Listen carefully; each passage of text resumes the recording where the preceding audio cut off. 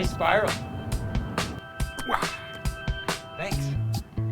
Hey, Andy, go deep. 4453. Hey!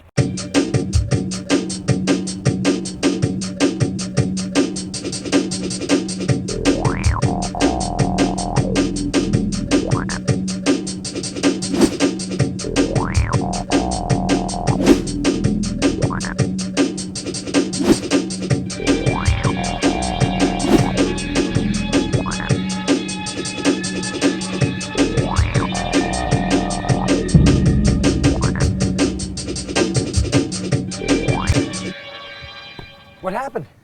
Chuck, we need to go to the Grand Canyon. I need to speak with the keeper of the canyon. Okay, let's go. This time on Planet Echo, it's all about the Wild Wild West. We asked the question, how does a snake cross the road? While Michael looks for a frog of a different color, and GP gets a lesson in flower power.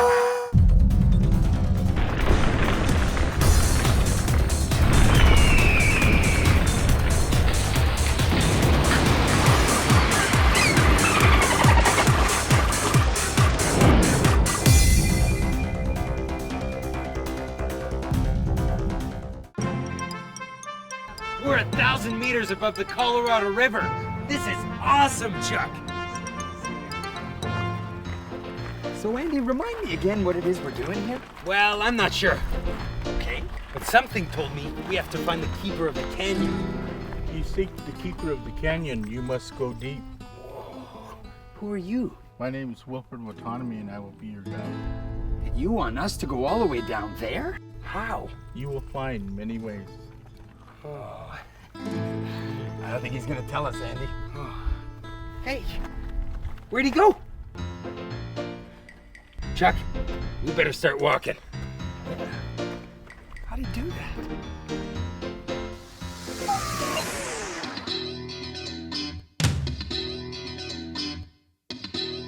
Hey, Chuck, how did the Narcisse snake cross the road?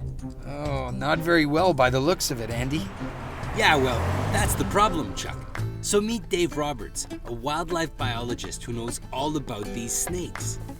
We estimate that there are about 75 to 100,000 snakes that live amongst the 4 dens in the Narcissus snake den area. This is a male here, and here is an example of a female. You can tell that they just emerged because she's quite cool, but you can see how much larger the females are than the males. The big balls are called mating balls. So right now, if we looked around, we probably would see maybe 10 or 15 females that are being pursued by literally a few thousand males, all vying for the opportunity to breed with that female. Snakes are cold-blooded, and the rays of the sun help to warm them up and get their motors running. Yeah, but it's not easy for these guys. You know, they have lots of predators. They have to cross a lot of roads. The province, in cooperation with some partners like Manitoba Hydro and the RM of Armstrong, instituted a tunnel and fence system back in the early 2000s. We were able to install the tunnels under the road without doing a lot of damage to the roadbed. Then we built long fences to direct the snakes to the tunnels, and it's been very successful in that we reduced the mortality on Highway 17 adjacent to the Narcissus snake dens area by about 75%. See, Andy, it's great when people care about all of Mother Earth's creatures. Because snakes are people too. Well, yeah, good one, Andy. And now we know how the Narcisse snake crossed the road.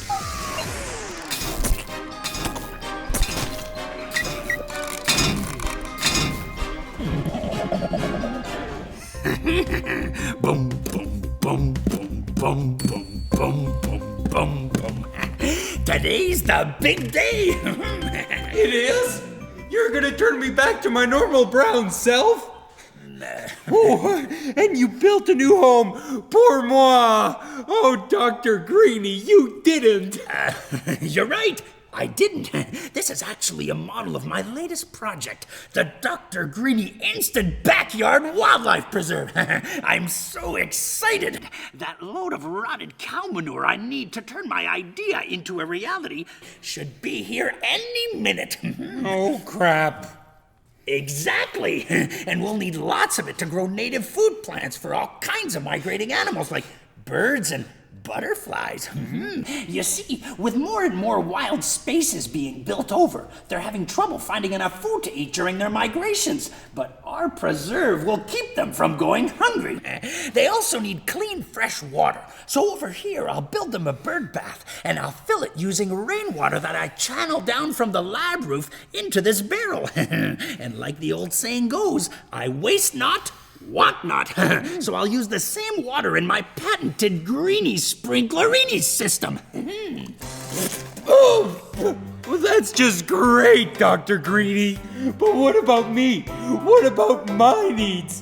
When are you gonna turn me back to my normal, cute, cuddly, little brown self? Well, I do have a spare few moments right now while we wait for the dump truck. Oh, please be careful, Dr. Greenie. I don't think I can handle being turned into another freaky pink incarnation. Don't worry about me, my furry friend. I'm a trained professional. Minions, connect the portal.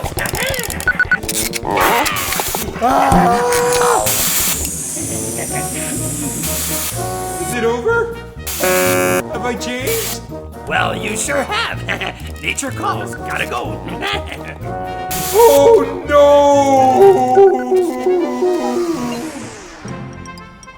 We're gonna find the keeper of the canyon, Chuck. I think the canyon's that way.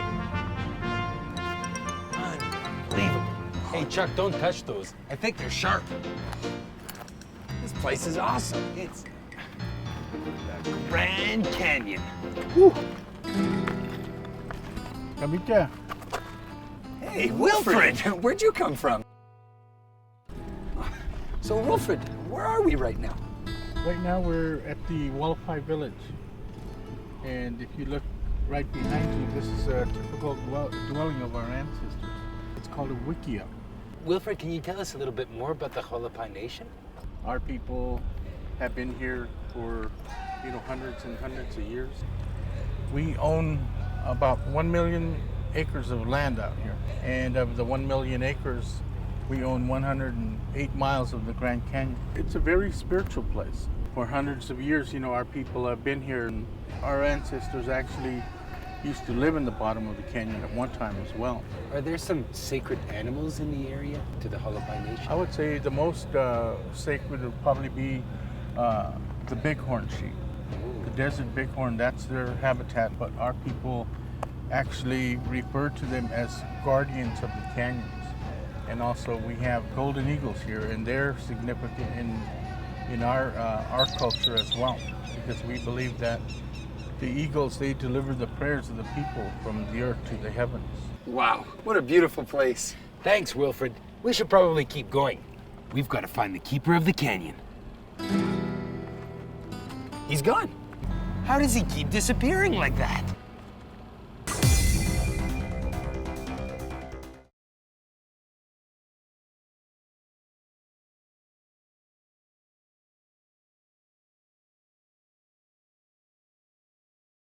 You know, Andy, people say that Canada has the absolute best backyard in the world. Totally true, Chuck. With over 42 national parks and 14 World Heritage Sites, Canada rocks. Hey, and you know what, Andy? 2011 is Parks Canada's 100th birthday.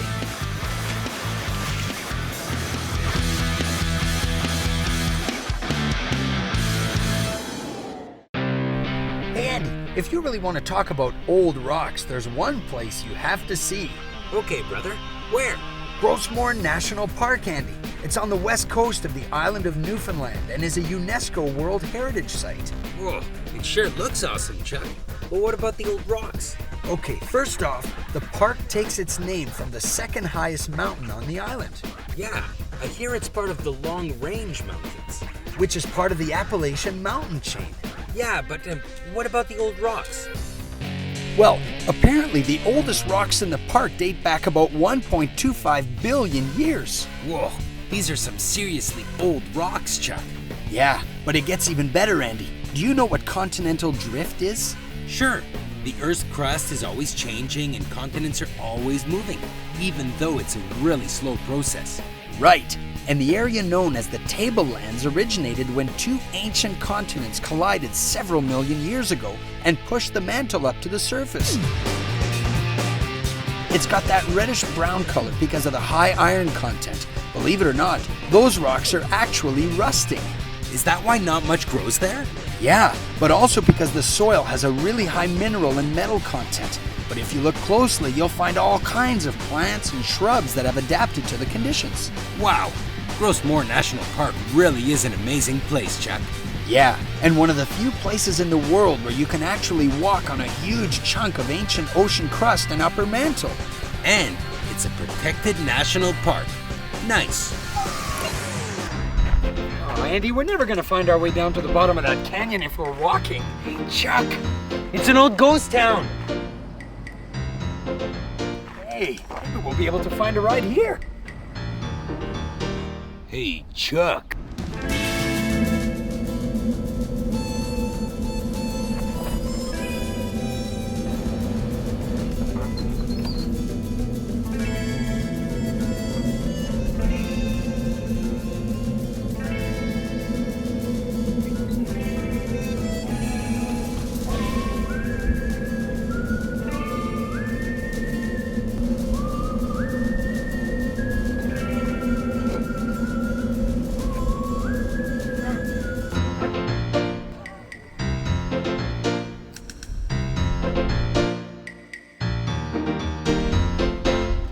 Hey, horses! Cool. Let's go check it out. That's a good banana. Tasty.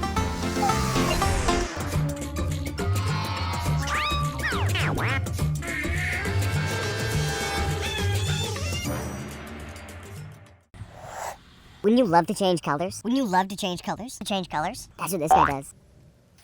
This is Marco the tree frog. And like a chameleon lizard, tree frogs can change their color. That's called camouflage. Frogs are cold-blooded, so they'll turn a dark shade of brown, so their skin will absorb more of the sun's heat. Some tree frogs have really bright colors, because in the wild, bright colors mean poison. And that also keeps predators away. This particular tree frog is from Australia, but there are tree frogs all over North America. Tree frogs have big fat toe pads to help them cling to vertical surfaces. Okay, I know this is the most excitement you've ever had. They're nocturnal. They're nocturnal. At night, they hunt and eat. Okay, no, don't do that. Please. Ready? Rolling. They eat insects like flies, crickets, and mosquitoes. I hate mosquitoes, but I love tree frogs. Remember, check it out, but leave it there. And always make sure an adult knows where you are. Here we go. Here we go. Go.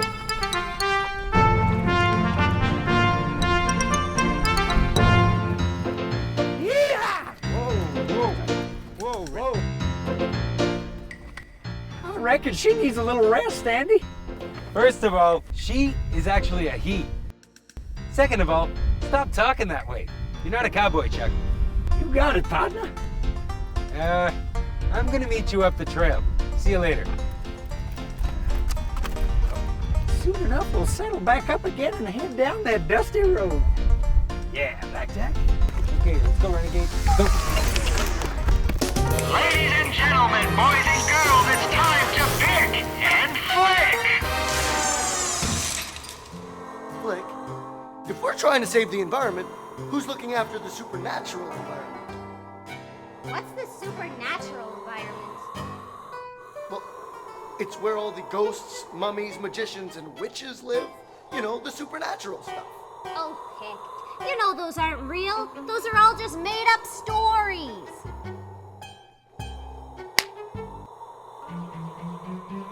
Made up, huh? I think the supernatural environment can take care of itself, Pig.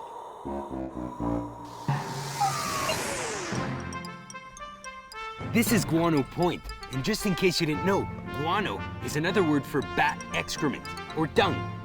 Yeah, it's poop. And apparently, they used to mine for it right here. That's right, Andy, they did. Wilfred, how do you keep just popping up out of nowhere? So, why would anyone want to mine for bat poo? Well, it had its uses back then. They were utilizing it for fertilizer, gunpowder, women's cosmetics. Women's cosmetics? And this bucket used to go all the way across to the north side of the canyon wall where the bat cave is. And they would extract the guano from there, bring it across, and then they would ship it out of here. Wow, a huge supply of poo. Wilfred, I just have one more question. What's that? There isn't any bat poo near the keeper of the canyon, right? Okay, thanks, Wilfred. I'm sure I'll be seeing you later.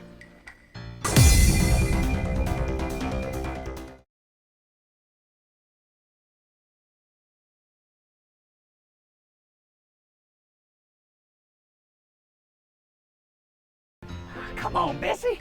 We gotta catch up to Andy. Oh, come on, Lassie. Some nice sweetgrass down there. Oh, come on, Dusty. Dusty, come on. Well, giddy up. That's how I'm gonna get me down to that canyon. See you later, Dusty. I mean, Betsy, Lassie, whatever your name is.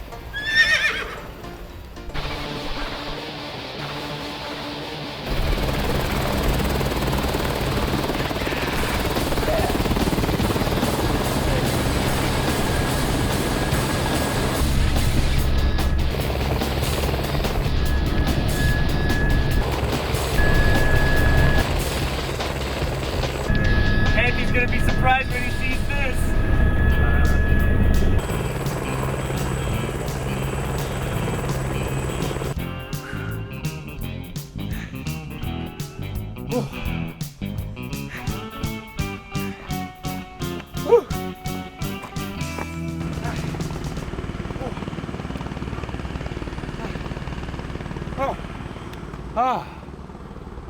Well done, Andy.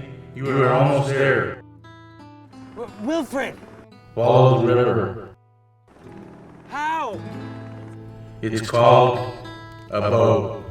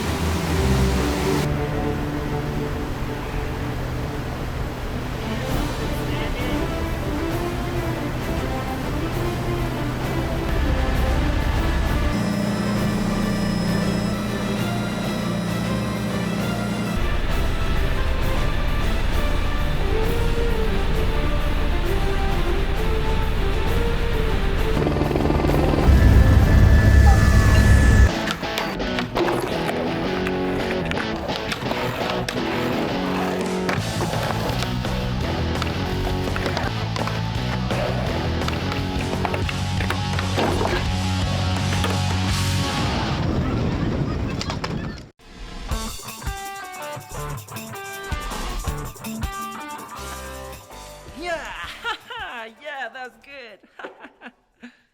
Hey, Scott, I drew a picture of you without your nose. Hey, I skated cool today. No spills. What'd you do that for? Because I heard the story of Chief Pegwas today and thought of you without your nose. Oh, yeah? Well, how about you without a brain? I'd still look pretty good. How do I do it? Whatever. Chief Pegwas was the chief of the Saulteaux who settled in Manitoba. He saw the white men come and just made friends with them, just like that. He got in with the trading companies and taught them all how to do business in these parts. You mean like how to keep your nose out of trouble? Actually, yes. He taught his family and friends to become friends with the white guys. He even went so far as to convert to their religion. Well, sometimes the best way to handle a big wave coming at you is to dive right in. And he dove in all right. Okay, so now what is with the nose? He was in a fight when he was 28 and got his nose bitten right off. Can you imagine? They used to call him Chief Cutnose, even though his name really meant Cut the Beaver Dam. Hey, Fran, check this out. I'm Chief Pegwas. Hey! Me too!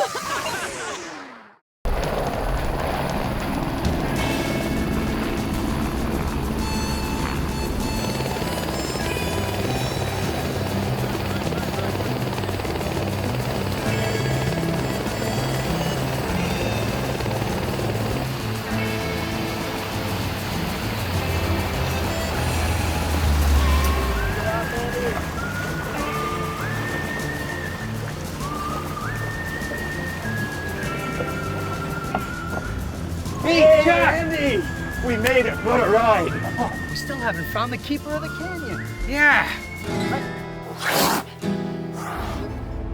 Hey, I think I hear something. Come here. Wilfred. Hey, are you the keeper of the canyon? Andy, we are all keepers of the canyon. We all share the responsibility of taking care of Mother Earth.